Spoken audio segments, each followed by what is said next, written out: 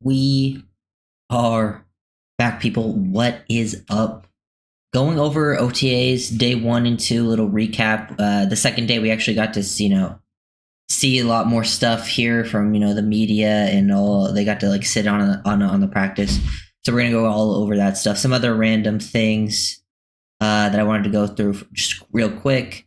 Thought this was an interesting thing to take a look at. Let me go there and here. You look at this EPA. This is the QB production after bailing from a clean pocket. So Tua is actually at the bottom of the league in terms of actually bailing. He has a very low bail rate. Only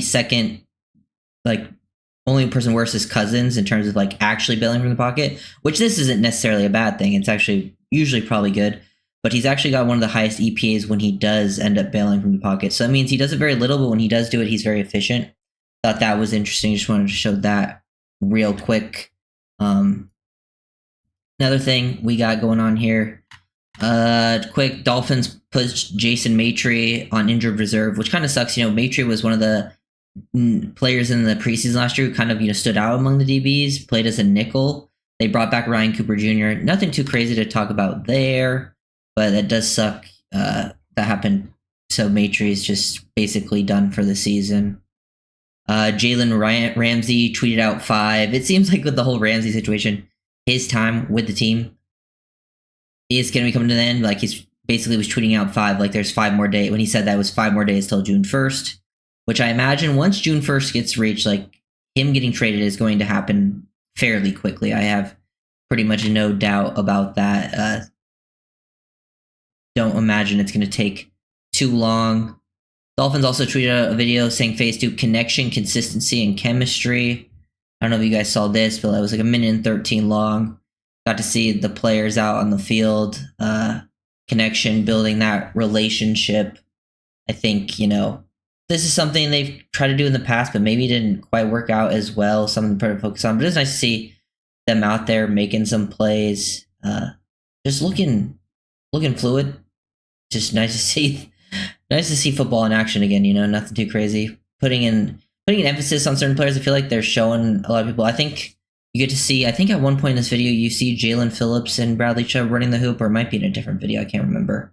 But it is nice to see Phillips and Chubb out there actually doing some real drills, moving around, because we didn't really get to see that at all last season from either of them until the early part of the season with Phillips. We got Chop, Patrick Paul. Trying to find that video. I know there it is. Yeah, Chubb and Phillips running the hoop, doing some real drills. And today, I believe we'll get to the McDaniel quotes, but I believe he talked about that a little bit today. Them being pretty much back, in action. The people that wore the orange jersey yesterday, I know the orange jersey doesn't mean too much, but they did have 2 people wear the orange jersey yesterday, which that was interesting. And it was Ethan Bonner and Jalen Phillips. I wonder if the whole Bonner thing is because they didn't really have any Bonner stuff going on last offseason. After his rookie year, I thought he was going to get more looks. But with how the year played out, it seemed like Weaver maybe didn't love his fit in the defense, and he didn't get any opportunities. I wish he would have gotten some opportunities. Nice to see Phillips back and showing up. But I thought it was interesting, Phillips and Bonner yesterday were the orange jerseys, and today was Storm Duck. 2 corners, which is corners considered the weakest of the rooms. Armstead was actually out there on the field yesterday for the Dolphins. Surprise visit, which was, he's retired, but nice to see him still out there, part of the team. Here's Isaiah Johnson getting a pick from yesterday. Lots of corner love, corner's the biggest question mark with the team. Look at the length. I think Isaiah Johnson, Storm Duck, and Ethan Bonner are all guys I really want to do a video on coming up, because I think Isaiah Johnson, he was a kind of a standout last preseason, but in the preseason last year, right? Isaiah Johnson and Storm Duck, and just the Dolphins in general, in preseason, they just run a lot of press man. Most teams do that in preseason. They just run a lot of press man, keep coverages simple. And we've talked about how I think the Dolphins are going to run more press man during the season. I think Isaiah Johnson and Storm Duck both look at their most comfortable in press. So I kind of want to go over that. Maybe that will give them a step up. Maybe it gives Isaiah, because nobody in that room, if you look at the corner room, nobody other than Kohu is guaranteed really anything. I feel like Kohu's guaranteed a starting spot. Outside of that, anyone could really get work, and they could end up fluctuating. Like there's a totem pole, but like Ethan Bonner's towards the bottom of it. But if Bonner has a good camp, he could easily rise above a few people. Especially like with an orange jersey, Isaiah Johnson could even rise up, especially if they're running more press man. You have that length. He has the really good 3 cone. Like he can compete with, like, I know we were bringing in BJ Adams. So he can compete with that too, you know? But yeah. What are the biggest questions going into the season? Well, I mean, yeah, I would say talking about the corner room, that's the biggest questions. Like we really don't know. It could be so many different players that end up starting. Same with safety, just the secondary in general is the biggest question marks. And then after that, I think it's just your biggest questions are, can you stay healthy on the offensive side of the ball? Because if your offense is healthy, you have a really like talented group. It's just you've struggled to actually stay healthy there. What's up, Troll? What's up, Easy? Think we should go after Asante? Yeah, it depends on the price. I think he'll be one of the top options after we trade Ramsey. I think we're waiting until the Ramsey situation kind of goes through. But I think once Ramsey gets traded, like pretty much everyone's on the table, whether it's a trade or a free agent. I think they're going to look at all avenues. And I think, yeah, for me, Asante is just, it's a typical injury sort of free agent signing where like you have to weigh the cost versus the reward. Because I don't know if you're going to get a full season out of him. So I don't really want to pay someone a whole ton that I'm not thinking a full season for. Yeah. He's a boomer or bust. So like boomer bust, like I want to go cheap. If he's cheap, it's like, hey, if it doesn't work out, you didn't pay that much for him, that's fine. But if he wants a lot of money, then no thanks. We got to see some bag drills yesterday. Show these clips real quick. Here's Jordan Phillips. Get off the ball. Power. He just looks pretty explosive doing that. Nothing too crazy, but then I actually wanted to point this one out because this one's Kenneth Grant. So is it just me or like, I mean, one, good fire off the ball and like good job using his lengths, the explosiveness, and like keeping his pad level low. Because a lot of guys, when they stay this low, they actually like you want to be low, like low man, low leverage will help you get power. But sometimes people go too low and lose that power. But he does a really good job of lifting up, bringing his hips and like exploding with his hips. But is it just me, or does he kind of look like? I mean, he obviously looks big, but I don't know if he looks like 340 like he's listed at. Which I don't mind if he's a little bit smaller than that. Like if he, as long as he can maintain his power, which I think he can. If he slims down a little bit, I don't think that's the worst thing in the world. What about Douglas? He's another one. I think Asante and Douglas are the top options out there in terms of free agents. It just depends on what I think they're leaning more towards this offseason. Wanted to show this because Bonner got the orange jersey yesterday. Here's a clip from when he first was playing versus the Jets. Pretty clean transitions. This was in like that Fangio system. Very good athlete, explosive. I think the battle between like him, Duck. I mean, I think Duck wore the orange jersey today. I think Duck's gonna get first crack at that thing at one of the starting spots out of pretty much everyone. Because apparently Cam Smith got up kind of, walking gingerly after today's practice. Of course. Yeah. Nice to see Noah S. practicing without a signed contract.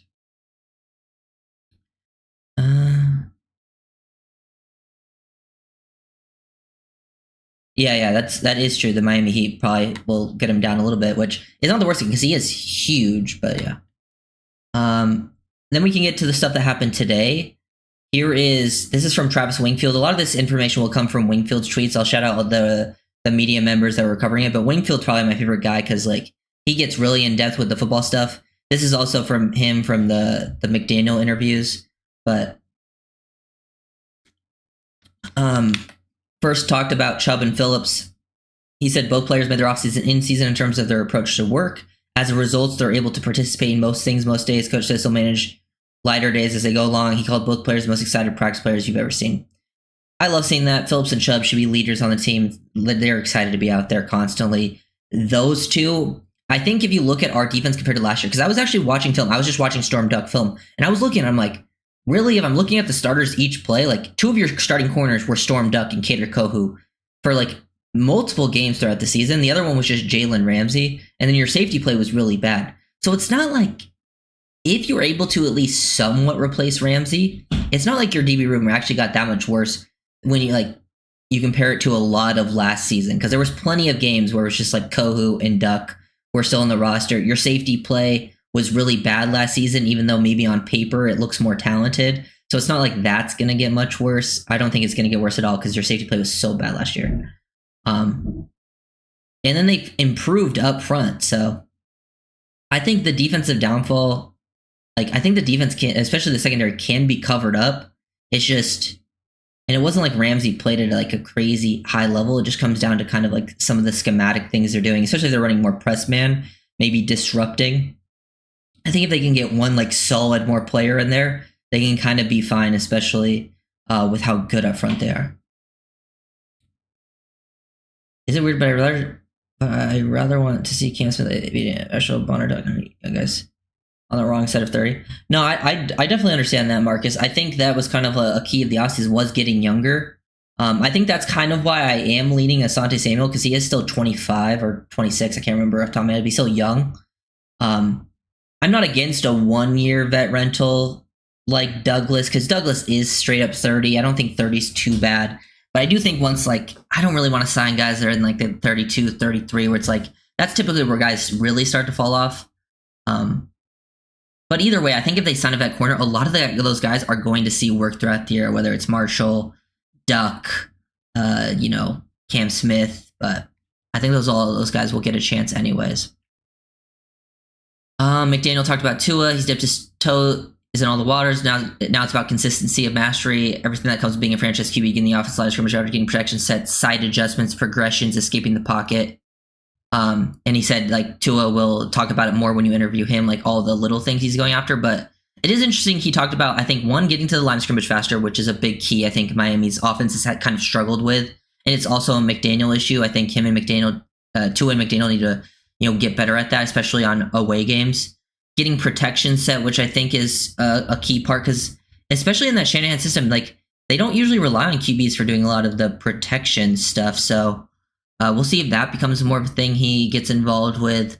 Side adjustments, big thing with Miami's system. If you guys don't know what side adjustments is, because this is one that doesn't get talked about, but side adjustments are just based on it's a QB and a wide receiver being on the same page and just making a little bit tiny of an adjustment to a route based on the coverage they're seeing. So if it's too high safety and you're running a seam route, then a side adjustment could be running a seam bender over the middle, So side adjustments, talking about progressions, escaping the pocket, that usual good stuff. But I think mentioning side adjustments was pretty cool. McDaniel was super positive about Achane.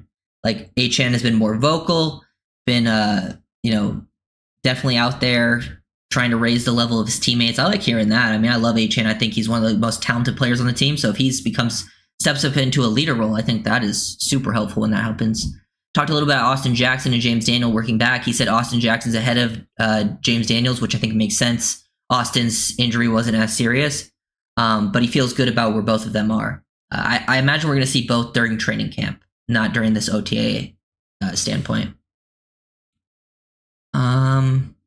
Talked a little bit about Tyreek and stuff, saying he getting back to where he was. Said they're doing more situational football earlier in camp this year. That's from Joe Shad.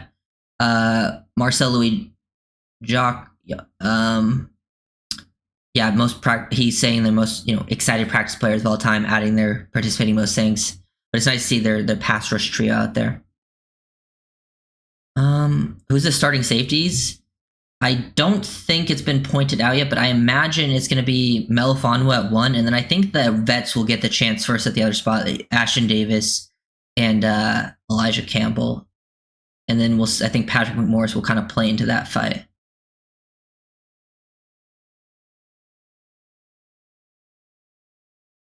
Yeah, Sante's on the smaller side. Duck isn't that small. Cater's definitely a smaller guy. But the rest of the guys they added are all pretty good size. Jason Marshall Jr.'s got decent size. BJ Adams, good size. Isaiah Johnson's really big. Then I'm just kind of going through things that I saw on Twitter. Best QBs in the fourth quarter in 2024. Tua was at 5, according to Warren Sharps, based on regular EPA per attempt. Thought that was interesting. McDaniel also said about changing the culture this offseason. He says, you don't fix something by bitching about it and complaining about it. You fix it by action. feel like he sounded a little bit different in this press conference. He also avoided questions about Jalen Ramsey. He said, like, hey, I'm just focused on the players that are here. Yep, Storm Duck was on the Ox today with the orange jersey. Day 2 was underway. They posted, like, quick video, them working out. We got Grayson Murphy, Jordan Brooks, Dotson, Chop. Yeah. Nice to see Grayson in action. Haven't seen him moved a lot. But yeah. Because he got injured last year. Yeah, let's go to what Wingfield tweeted out here, because he's got a lot of notes. So this was the practice itself. Dolphins practice is over, so let's get into this. Damn, it's on his ways when he likes that slot CB size. Yeah, but he's not a slot corner. He's an outside guy. He's always been at his best on the outside. Especially, like, he's not like a press man outside guy, but like he plays off man zone and does a lot of really good stuff in that scenario. I actually don't think he's built to play slot. I don't think he has the physicality and the want to play as a nickel. But he said, Travis Wingfield tweeted out, Dolphins practice over. He said his top performer was Chop Robinson. He had a sack in the first period where he double swiped the tackle, bent the edge, and was in on a sack on Zach Wilson in less than 2 seconds. 2 plays later, he disengaged the edge and on a push-pull for a tackle for loss. Love hearing that. I mean, we know Chop was probably the biggest bright spot for Miami last season. He was so good in the second half. Like, if the defensive rookie of the year award was just based off the second half of the season, Chop probably would have won it over Jared Verse, because Chop still got in top 5. Like, he either finished like 3rd or 4th in the voting, and that was with like a really slow start too. So I think if he played like that the whole season, like, he probably would have won defensive rookie of the year. He had like a higher pass rush win rate than Verse in that time. I think Chop's going to be absolutely phenomenal. Really, really disruptive player. Nice to hear that he's just going out there right away. Another player that really stood out was Waddle. Apparently, like, I saw multiple beat reporters talking about Waddle having a big day. Big plays were Tua to Waddle connections. I have a Waddle video coming out on Saturday. It's members only right now, so if you're a member, you can watch it. But I have a Waddle video coming out, like, talking about why he deserves more respect, and I think he's underrated. I think if Waddle's healthy, Tua's healthy, he's going to have a huge year, man. Like, he had a down year statistically last year because of a lot of other outside factors and the injury stuff, and just like the context that I think, there's a lot of things that was going wrong with just the team in general. But Waddle is still so talented. So he said the big plays of the day were Tua to Waddle. First, a 40-yard hit from Tua to Waddle. Beautiful touch pass that let Waddle run right under it, streaking across the field. Apparently, Ashton Davis saved the touchdown by stopping it, but it was a 40-yard play. And then Waddle caught another 25-yard play, a nicely timed up ball coming back to the QB, and then winning a foot race to the quarter. And then he caught a deep ball where he stacked Cam Smith. And then he said Tua couldn't have handed it to him better 50 yards down the field.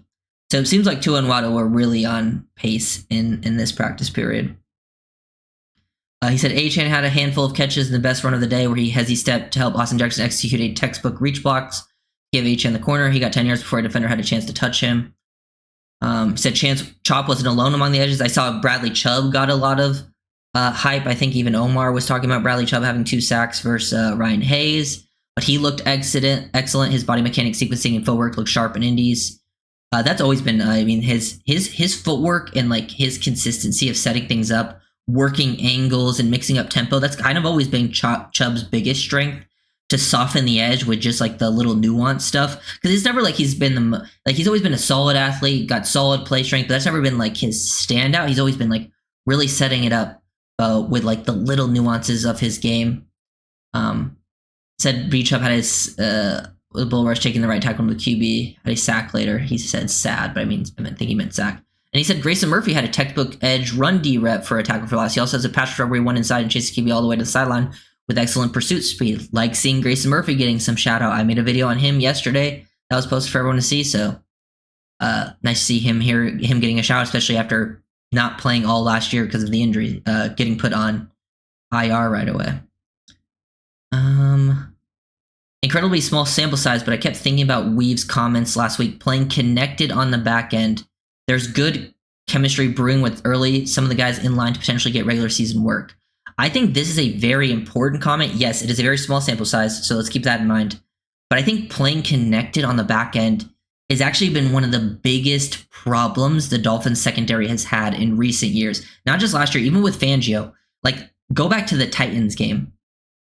the Dolphins have had some serious like chemistry miscommunications on the back end, and they like struggled a lot of times just trying to be in the right spot, being on the same page as their teammate. So if they can be better at that this season, that can elevate them. Even if they're less talented, that can make things a lot easier. Because if the Dolphins defensive front can get quick pressure, as long as you and your DBs can be on the same page, could make the worlds of difference. Because I've seen like last year, Kohu and Ramsey, I feel like had a lot of miscommunications.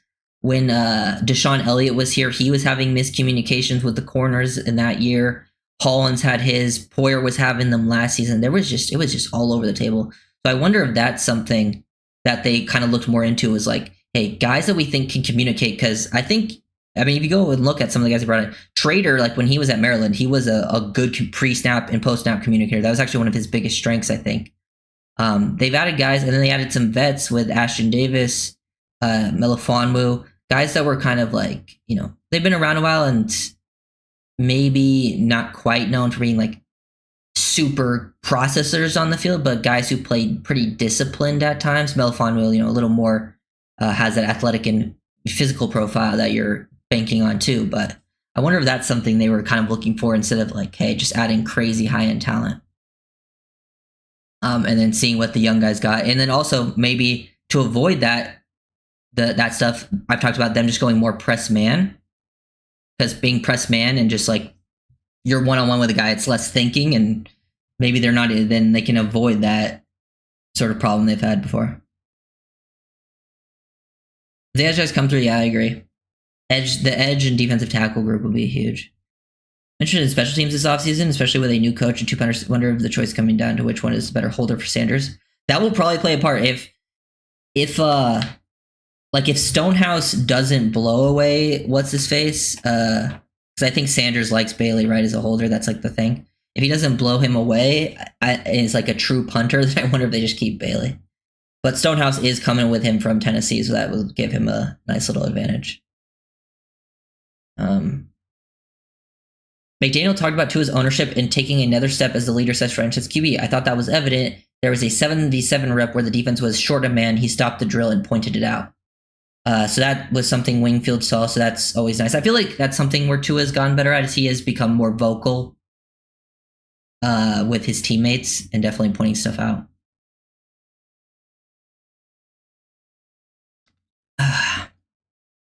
Yep, Storm Duck was in the orange jersey, thought he had some really solid reps, including a PBU on a Tua pass to Nick Westbrook-Akine over the middle. He said, I thought Ashton Davis was the best DB on the day. He was moving with purpose, no false steps, but in good shape and coverage a handful of times. Nice to hear that. I did like Ashton Davis a lot coming out of Cal in college, and I think he had some good moments with the Jets, but I don't think he ever quite reached that level you wanted. He actually kind of had always his best game against Miami. I know he had like a 2-pick game against them last year at the end of the season against Huntley. So that is interesting to hear that Ashton Davis kind of looks pretty good out there among the DB group. He definitely is in line. Like, I think he has a good chance of winning the starting spot, at least early on. Thought I saw somewhere that someone threw 9 picks yesterday. I haven't seen that, Phil. I don't think anyone was there. Like, I don't think reporters were allowed to report anything on it. They showed 1 pick in a video, and it was Isaiah Johnson, but I don't know if that's how true that is or not. Apparently, Elijah Campbell had he got on board with some PJs. He flagged down Jalen Wright from behind on a big run and punched the ball out. Elijah Campbell out there, he's one who's going to fight for a spot. And then he talked about Jonah Savaiinaya. He said he started out with a couple of challenging reps in the first period, which I do think I think there will be a little bit of growing pain for Jonah. I think there's some things he needs to improve upon. And he also is going to be probably moving around spots. But he said after that, he looked like the player he saw on tape at Arizona. He was set in his pass pro. He's unbeatable. And he also washed Kenneth Grant down and opened a big lane for Wright to hit for an explosive play on a rep. So it seems like he got better Grant on one play. I think that's all that Travis had to say about it, but that was nice to talk about. And he also talked about it's entirely possible I missed a few reps, but from what he saw of Patrick Paul, he pitched a clean sheet in pass pro. yeah, positive for Patrick Paul. That's one player I'm going to be kind of looking out for in this offseason. I think, I'm looking at the entire secondary. I'm looking at the second linebacker spot so you can kind of step up and become, that guy. And then I think O-line, I think a lot of the second-year players, just second-year players in general, but Patrick Paul is someone I'm for sure looking out for. Well, I missed the start of the stream. Did I miss anything good? Just talking about all the OTA stuff. You can always go back and watch from the beginning.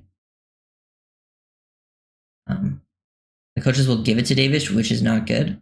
I think they're going to give it to whoever practices the best. So if it's Davis, then I think that would mean because he earned it. I'm dropping frames. So hopefully that fixes itself up. No, I think I'm dropping frames right now, Jeb. So it's going to be a little choppy for a second here. Just let me know if it becomes too bad. Apparently we didn't see Zach Sealer, Johnny Smith, James Daniel, or Jalen Ramsey. Obviously Ramsey not being there. Tyreek was there, which I didn't know if he was going to be at OTAs. But apparently he ran routes on air. Jalen Waddle. Apparently Cam Smith pulled up limping after giving up a long touchdown on one of those Waddle reps, which kind of sucks. Who was 82? I saw a great grab. That is Eskridge.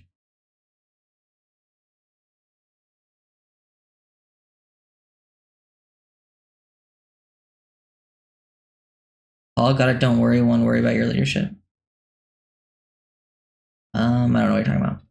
But yeah, apparently it was a pretty physical practice.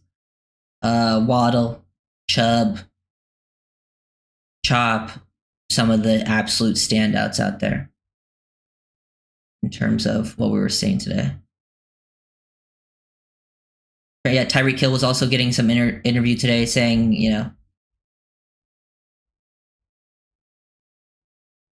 saying he didn't deserve to get voted team captain based on his past actions and behaviors. He has some problem with both hands. God damn, you're dropping frames. Hopefully I can't fix it while I'm live, so hopefully it ends up going better eventually. That kind of sucks. But yeah, do you guys have, anything? Yeah, Cam Smith already hurt again, dude. And he comes up limping, so that kind of tells me it's probably a hamstring. Yeah, it's tough right now. Probably a hamstring for Cam Smith, which, dude, he's had how many of those injuries? That's why I'm just like, it's just nothing. It is just a practice, and it's probably like one-on-one stuff. It is very difficult to guard Waddle and Tyreek Hill in one-on-one drills, no pads. Most corners are going to get burnt. That is just the reality of what it is. I think it's back, by the way. It's showing green, so it looks like I've stopped, at least for now. Knock on wood. Until it absolutely blows up again. Yeah, I love seeing Chubb and Phillips get work. That's huge. That will be the biggest difference compared from this year to last year in this defense. You think Ollie sees a field a good bit this year? Yeah, I think he'll be a part of the rotation. Maybe not initially. I think the Dolphins will try to ease him into things. But I do think there will be times where maybe, like you said, in the red zone,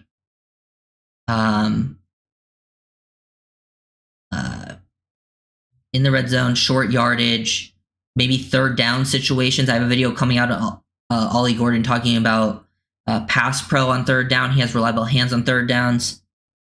Maybe to close out games too, like when Achane and Wright have gotten a lot of work. The defense is tired. Ollie Gordon's fresh and he's big and can close out a game.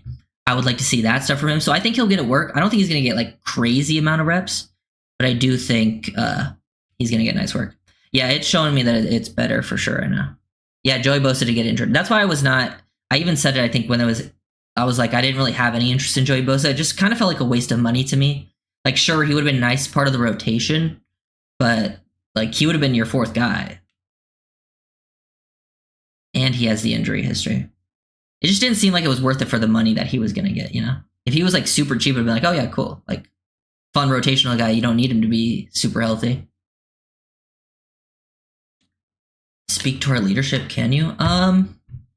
It's tough to say when you're not there. I think that's the toughest part for us to predict is the leadership. it seems like they're kind of focused on that from everything they're talking about and like the actions of it. Trying to build more of that from certain people. So we'll see who steps up. I think that's an interesting aspect of looking at it. I mean, he talked about, certain guys stepping up. But they did get younger. And honestly, I think that's the step to go. It was the right step for the team to go. I feel like, you did lose some leaders this offseason, like some big ones, Calais, Armstead, some others. But I think the right step for the team, at least for the future, was getting younger. And that meant like sacrificing some leaders, and you need some younger guys to step up. And so be it. I think that's the best direction for the team forward, because I think being the oldest team in the league last year was not very good for them. Audio's cutting in and out. I would say refresh, Dro, because I think everything's good now. Usually that's on sometimes it's YouTube's fault. So I think it's you just need to hit a refresh on the stream and it should be fine. Yeah, I got plans, Jeb, to do videos on a lot of player. Because we got a lot of time from here until training camp. So there's a lot of film breakdowns that I can make. I'll probably do one on Sealer. Yes, Grayson practiced Elwood. I believe Travis mentioned him having a couple good reps too. I can go back to what Travis Wingfield said. Because he said Chop and Chubb obviously stood up. But he said Grayson Murphy had a textbook edge run defense rep for a tackle for loss. He also had a pass rush rep where he won inside and chased the QB all the way to the sideline with excellent pursuit speed. Which honestly, reading that sentence sounds just like his UCLA film. And like that, there's some reps of him setting the edge, which I think he can do a good job. But then also winning to the inside on a pass rush, that was kind of all his theme. Yeah, I think if the stream is a little bit messed up now, it's just a little refresh should fix it.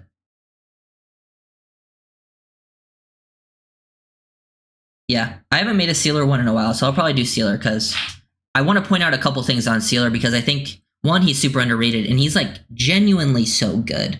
And I want to talk about like why he's so good, especially in this Weaver system, and how his play and the things he does on like twist and stunts will help a lot of other people get sacks and stuff. Because man, he's so good at that stuff. But yeah. Interesting though, I do think, and I don't think the orange jersey matters that much, but I do think it was interesting that with corner being the weakest group, that two corners have worn orange jerseys on the first 2 days with Duck and Bonner. And I thought it was interesting that it was Duck and Bonner because Duck and Bonner were kind of the two that were like last year you thought Bonner would be the one that would get work because it was his second season. The first year he actually looked pretty good. And then he got pushed to the side for Duck, who came in and seemed like Weaver liked more. So that always, it's interesting to see both of them getting that look. And then we saw Isaiah Johnson get the pick. Another UDFA corner. We got a lot of UDFA corners. So it's going to be interesting to see who kind of makes it out on top of that group. Did they show any Tua to Waddle highlights on OTAs? I don't think they posted any of the videos from today yet, Irving. I think there's some videos of them throwing the ball, but it's very quick and hard to see. It's all in there's that one, it's a long 1 minute video and it just kind of cuts back and forth. But I do think we'll probably see at some point today, I'm guessing today, says we're going to see the Miami Dolphins at some point post a video of Tua to Waddle. I would be actually surprised if they didn't post one of those video clips because it seems like there was multiple of it. Bradley Chubb says he's 95 to 90% in respect. He's glad he's waited to be healthier to return. So that's nice. Chubb is basically back to 100. I saw an interesting analysis on Age from Eric Smith. He was showing all the plays where he felt like he didn't read the run well. Mentioned that his focus he can make up for his bad reads. Yeah, I know I didn't watch that video, but I did see he posted that, and I know he's talked about it before. And I do agree to an extent that Achane did leave some yards on the field, especially last year. I think things were better for him in years previous in terms of his vision. So I think just one thing that came down to him. I also think the O-line just not creating as big of holes last year did hurt him at times where he had to be absolutely perfect. But at the end of the day, he still was your best running back. So, and I still think he can take a step up as a pure runner in the system with the vision and stuff like that.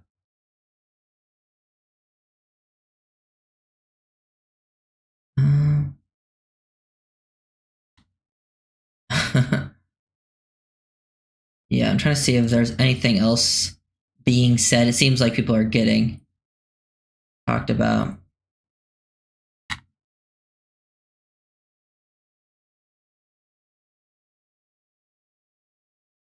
Appreciate you. Okay.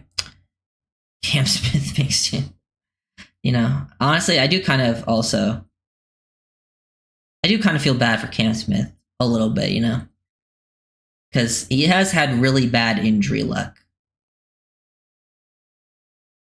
You think the Dolphins take a chance of rotating as opposed to having long terms for the regular season if they don't replace Ramsey? I don't think they'll. I mean, they might rotate to see who ends up being the best guy, but like maybe early on. But I don't think they should spend games. I think you got to kind of get used to it. So like, give a guy a full game or give a guy the start of the game, and if he's getting like cooked, then maybe rotate him out. But you know, just find out who your best player is and then stick with them. I think one will be Cater, whether he's playing inside or out. Cater has kind of at least proven enough to be a decent enough player. Like he wasn't perfect by all means, especially in that year with Fangio, he wasn't very good. But his first year under Flores, he was good, or not the Flores style defense. It wasn't under Flores, but it was Boyer running the Flores defense. And then I think last year he definitely showed improvement from year 2. Still wasn't perfect, but I think Kohu will be on year 3. And then other than that, it's just I think it's going to probably get Storm Duck will get one of the first shots at it. I think if Cam Smith's healthy, they'll give him a shot at it first, but I don't think that will last very long. And then I think you're going to get to the guys like Jason Marshall Jr., the other UDFAs, whether it's this year or last year's UDFAs. I think whoever ends up making it on top. I've said it before. I just watched a lot of these guys. I'm going to do film breakdowns on Isaiah Johnson, Ethan Bonner, and Storm Duck in probably the next week or two. Those guys will come out. And I think it'll be interesting to see how Duck and Isaiah Johnson fit into this more potentially man-heavy system, because I think that actually will fit their play style. And then Bonner, too. I wonder if that will actually give him more opportunities, because last year, and with what Weaver was doing, it didn't seem like he wanted to give Bonner those spots, but maybe they give him a shot, because I did think comparing their film, if you just go, like, it's a very small sample size for them. It's preseason, and then it's what they played during the regular season. And we're looking at Bonner from the Fangio time, and we're looking at Duck from last year. I think I slightly preferred Bonner's film, but it is a very small sample size and a differing of scheme, so that could change things. We don't know what's going on behind the scenes. Storm Duck does have a sick name.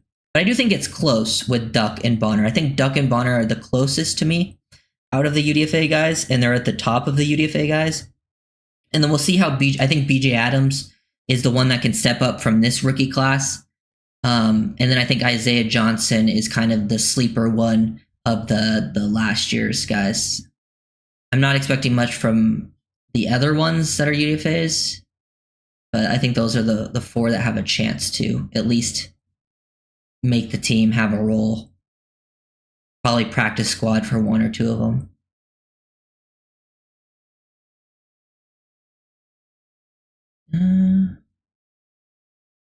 But yeah, okay. Let's see if they're... Yeah, Tyreek getting interviewed. Typical Tyreek stuff, pretty much. I mean, he seemed pretty serious, actually. But I don't know. I want to see action from Tyreek, less of the interview stuff, you know? I think that's pretty much most of the stuff that's been reported so far. I don't think anything else has quite come out yet.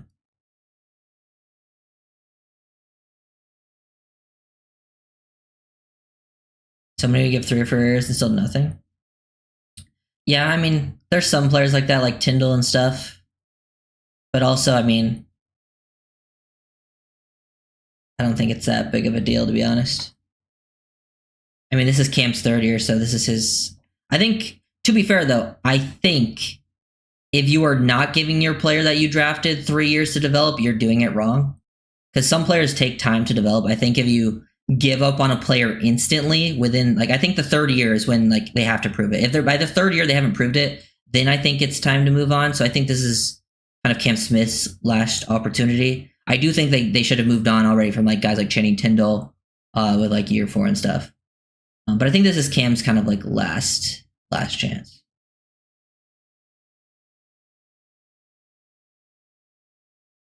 Yeah. I think Tyreek said he actually lost some weight. Raphael's comment about Cam Smith kind of reminded me. Tyreek said he's down to like 183, so I wonder what that will look like. I mean, he's probably going to be absolutely flying. That will be interesting to see. That he said he leaned down a little bit. Yeah.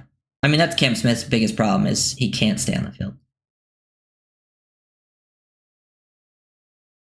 I think looking at the secondary, I think we're going to continue to go through these OTAs. We're going to get to training camp. If I had to guess how it plays out, if I had to guess right now, I think a lot can change, but if I had to guess right now, this is how I think it plays out. I think Kohu at one corner spot. I think Storm Duck is going to probably win one of the other spots.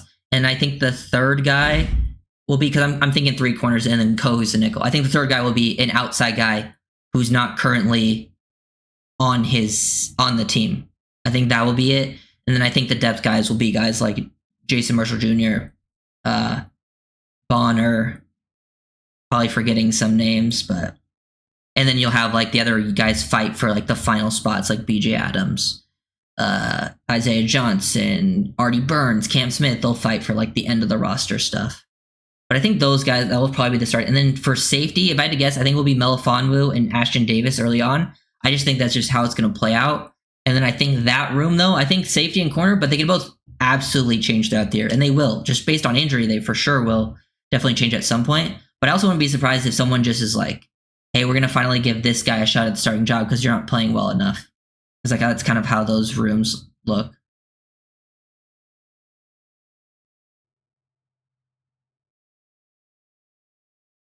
Cameron Good. He's back. Yeah, they signed Cooper back. Cooper was actually on the team. They literally cut him like a week or two ago, and then they brought him back because Maitrey went on IR. Yeah, I mentioned that at the start of the stream. But yeah, I didn't really see much from Cooper, but maybe he'll surprise me. Going back, I only went back and watched Oregon State film, and I didn't see much there, but who knows? With this corner room, anyone could step up, honestly.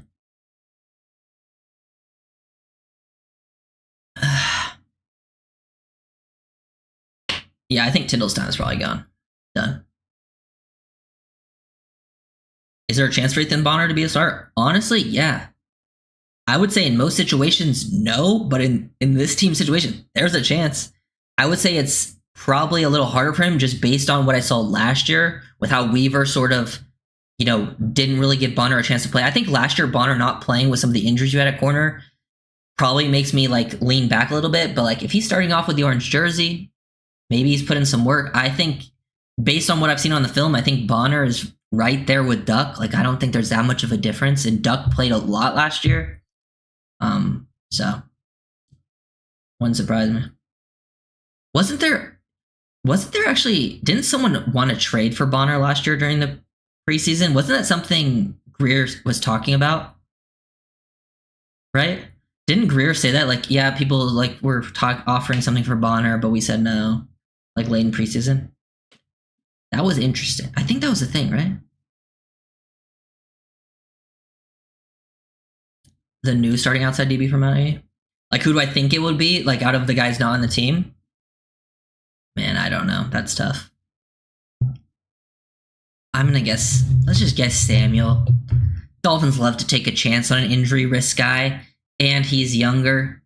Samuel or Douglas, they've both been brought in. Yeah. I don't understand that because Bonner, I think, only played in one game, and it was the end of that Browns game. I didn't really understand why he didn't get a shot at any point. Oh no, I'm the new DB? Hey, that's what I played, Yeah, that literally just came to my mind that I remember him saying that about Bonner. I forgot about that. Hey, that means Greer, hey, if you give Bonner a lot of work in the preseason this year, that's what that tells me. Let Bonner play a lot. If he looks really good and someone then offers you something, maybe take it. But if he looks really good, like, oh, we think we have something here, then keep him and make him your starter. But if you're thinking like, we don't know if he's going to start for us, then trade him away, I guess. If someone's actually going to offer you something, if you're not going to play him.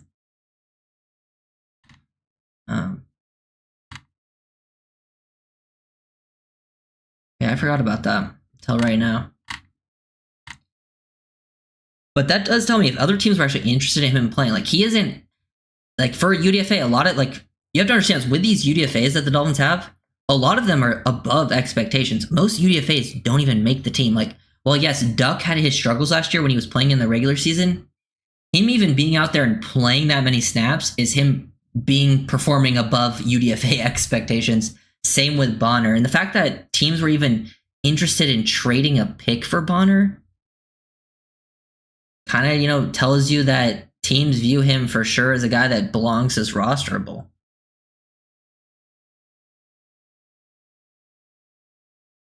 My thoughts are, Bonner's so good, why he's set the bench?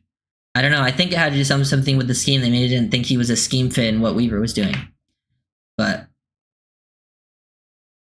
I don't know. We've seen teams be wrong before, you know? Sometimes teams get, like, personnel decisions wrong with who they should be starting and sometimes teams get lucky too, you know? I've seen it happen where, like, teams are not starting a guy and then their guy gets hurt in front of him and then the backup comes in and is just way better. Yeah. Bonner looked pretty solid in that KC playoff game. He made multiple plays. He looked good in the Jets game when he came in that year too. Like, I think more consistent than what Duck looked like. But I actually think I'm going to make a video on Duck. And Duck, I thought, looked at his best playing press man. And if Dolphins are going more press man this season, that could be an opportunity for Duck to play at his most comfortable. Because I think his reps last year in press man looked pretty solid. Because even the reps he lost in press man last year, he didn't really... like, the ones he gave up catches, it wasn't like he was getting burnt. It was just like, oh, he barely... Like, he was in a good position, just didn't quite finish. And it was, like, against a very good receiver, you know, like Devontae Adams.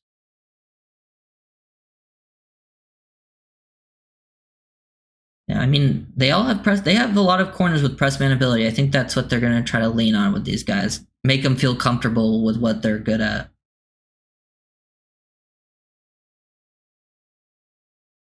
Chance Liam finally gets cut this season. I think the Raiders can threaten him, including Bourne and Andrew Meyer. I'll be honest, I don't think he's going to get cut, even though I would like for him to get cut. I don't think he will. I think they're going to... I think he's another player that kind of falls into that category where, like, teams make wrong personnel decisions, right? They're going to look at him and think, like, hey, he's played multiple positions on this team. He has an understanding of the scheme, and he can back up multiple spots, so they're going to keep him.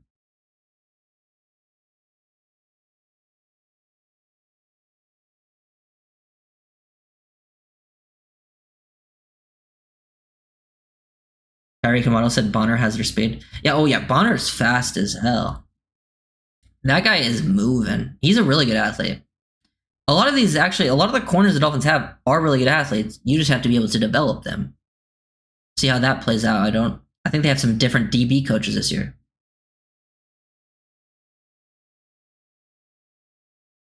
Yeah. Chubb will definitely be one of the leaders of the team this year.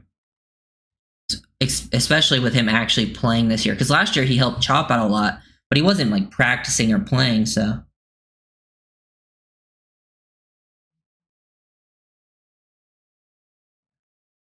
Yeah. With all the Ramsey stuff, with McDaniel just avoiding the questions, with Ramsey tweeting out 5 days away, dude, he's about to get traded so fast. It'd be so funny if it, like, clock hits June 1st, like, whenever, I don't know when the deadline is, if it's, like, June 1st at, like, 4 p.m. Eastern, 1 p.m. Eastern, or whatever. I feel like once that clock hits where, like, it converts over, I wouldn't be surprised if he's just traded instantly. Actually, it's so funny if he's traded, like, within a minute.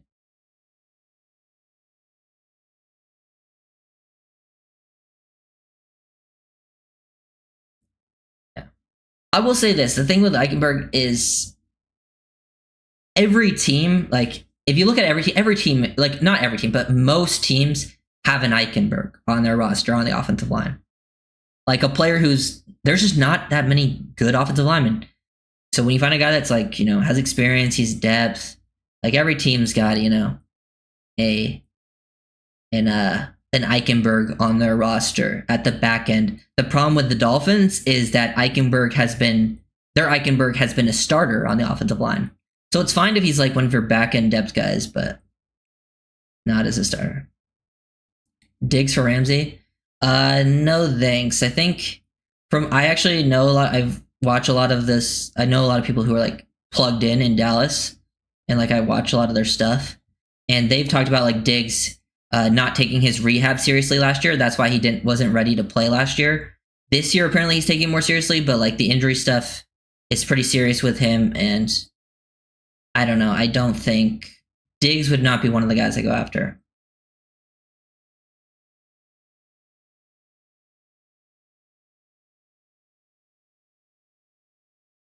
Yeah, I agree, Crazy Dolphin. Those are guys that you want to see because edge is one of those positions where like you're really good this season, but after this year, we don't know what the edge room could look like because Chop is kind of the only one that is kind of set in stone after this year. Because after this, like Phillips is a free agent. We don't know if we're gonna re-sign him or not.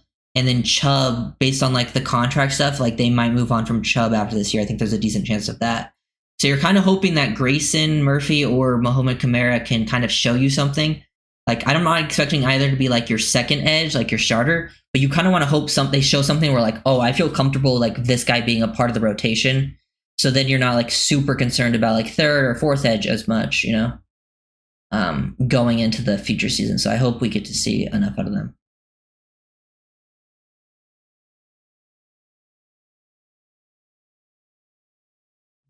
Mm-hmm.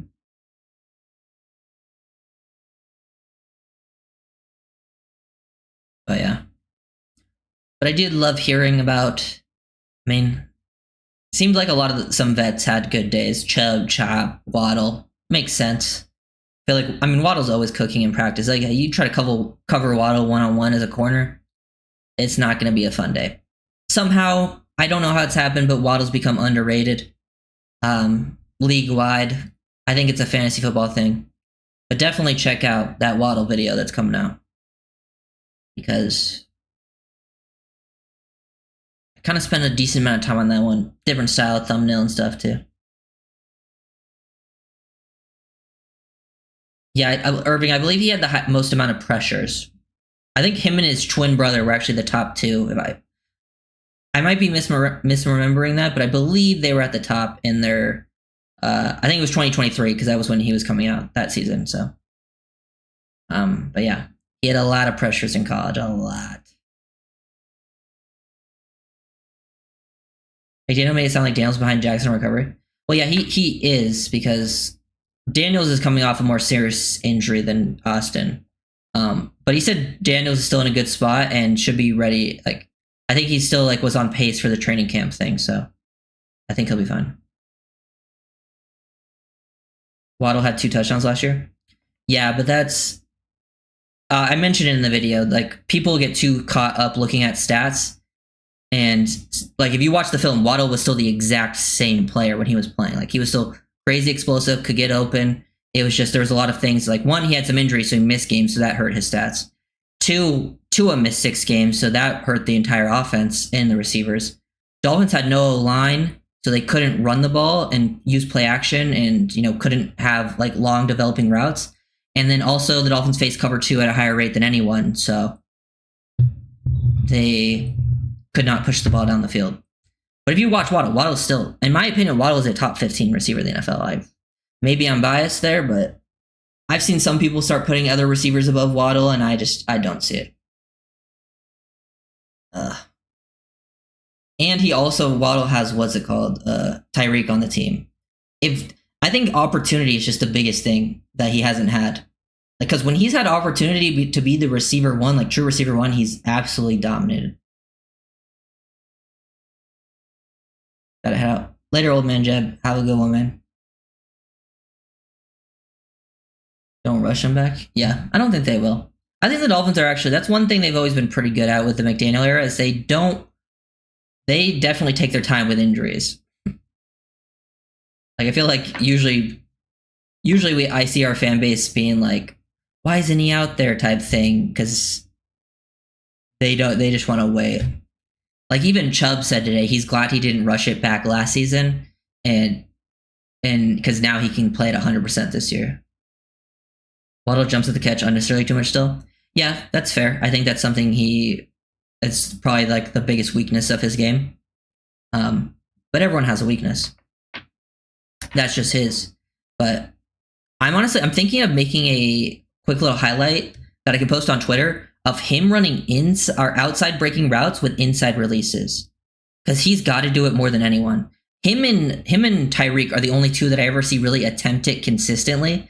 Is where you take an inside release on like an outbreaking route. Like other receivers don't even attempt it because it like very rarely works. And when they do attempt it, it doesn't work for them that often.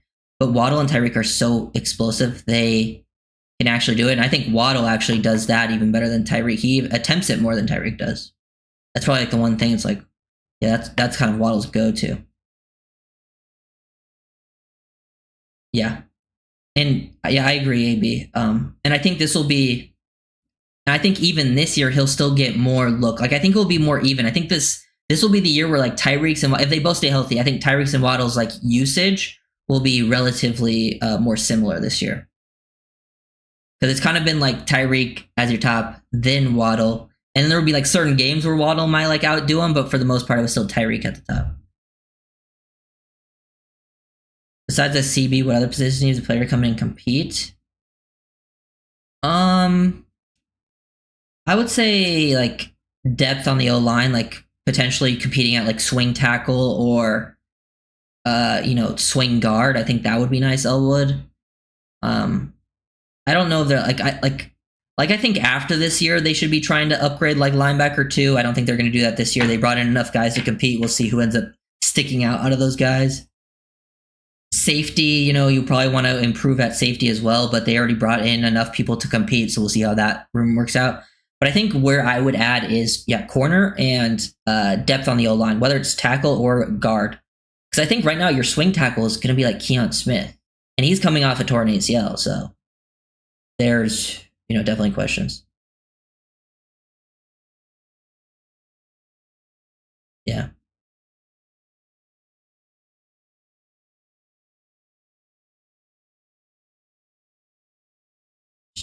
Yeah, I would like to. I hope Kamara gets a chance to play more this season, because I did like him coming out of Colorado as well, Colorado State. Yeah, and it's like the one game where Tyreek didn't play against the Jets. Waddle had the boys cooked. Those Jets corners, Kev, I always kind of struggled though with Waddle. Yeah, any final questions? Bonner to receiver. Dude, we gotta let Bonner cook at corner, man. He's one of, how many white corners are there in the league? Like 3? The other 2 start, so they're actually pretty good players. DeJean's really good, actually. Give Bonner a shot. I don't know. The corner battle will be super interesting. Super interesting. I'm excited. That will be like what I'm looking forward to kind of each day when we hear more about practices and stuff. But yeah, I'll probably when there's like reported practices that like, people are tweeting stuff out about, I'll probably stream those days. So keep an eye out for that. I'll probably stream quickly after. And then film breakdowns will come out, probably either, every other day, every day, just kind of on and off. We'll see. And then once we get closer to, once training camp rolls around, I'll be streaming during like pretty much all the training camp days. Waddle has to really improve his hands. Yeah, I think the drop issue is more concentration drop Irving. I think it's less to do with hands and more the concentration. Trying to be a receiver too fast. Can Conyers be a wide tight end for us? I think they're going to I think Conyers is going to be like, I think the role he's going to play if he makes a team is like a mixed bag. Like I think he's going to be a guy that plays YF, moves around a lot. Because I think he has the body type to be a Y, but I think he has more of the skill set right now to be like a move tight end, like with how he was used in college. So I think that will be interesting. I think they're going to try to develop him as a Y though.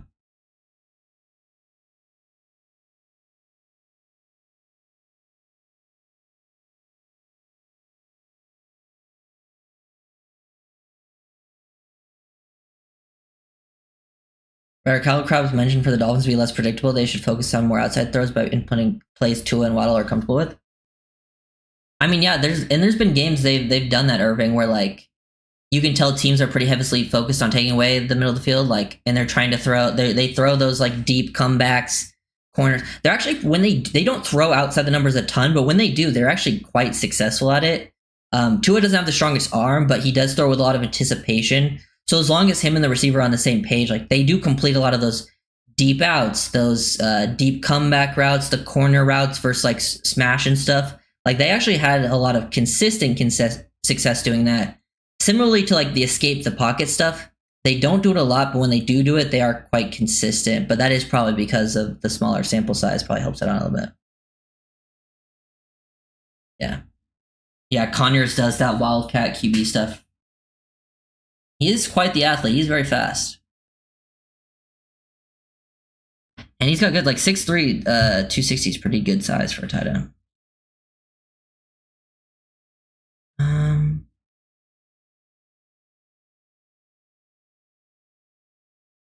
Okay.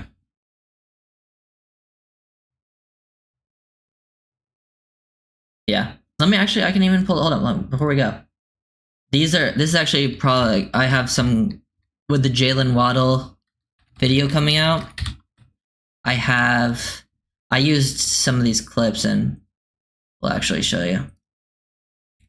Okay, these were actually the clips I used in the film breakdown video, but just here's like an example of these routes, like outside the numbers and the anticipation. Like when people say like Tua can't throw outside the numbers, that's not true. It's not his biggest strength, but saying he can't implies that he literally never does it and can't do it. But here he is doing it. And it's because of this, because one, look when he starts to release it. He's starting to release it and Waddle hasn't even broken yet. And this is a throw, you know, they're lined up at like the 41, gets completed, you know. That's like around a 15 plus yard completion, and it's thrown with great accuracy and timing. And this is what Waddle does. An inside release. This just doesn't happen, by the way, guys. Look, they're bracketing Tyreek and they're doubling Waddle as well with help over the top. This guy has help over the top to the inside, and he still gets beat to the outside by that much. I even think the next route is, I think the next play is him running an outside breaking route. Him here's running the blaze out, off script too, outside the number stuff. Teams like to cheat to the inside. Like you can see this first rep. They have help to the inside with their safeties. That's why they can take advantage of some of these situations at times, but they just don't always do it every play.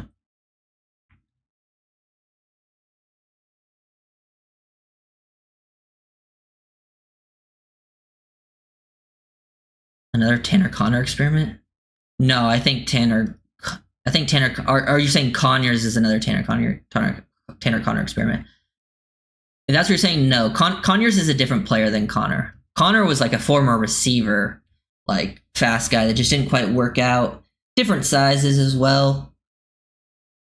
But we'll see how it plays out.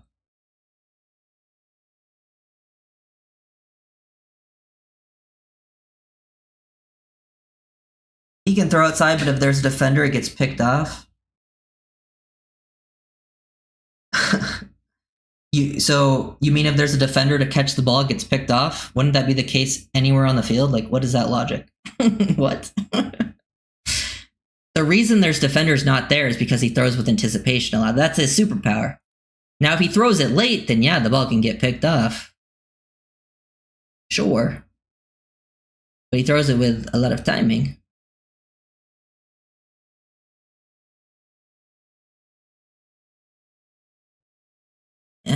To add some very precise Waddle and corner route, see ball. I think there's one versus Tennessee last year, 2023. That was like a deep corner route where like he really split the field on like a smash concept.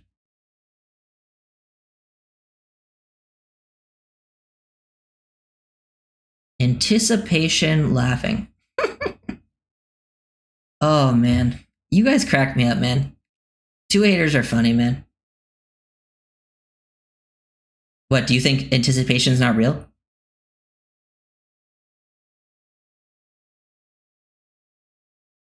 Cause y'all crack me up.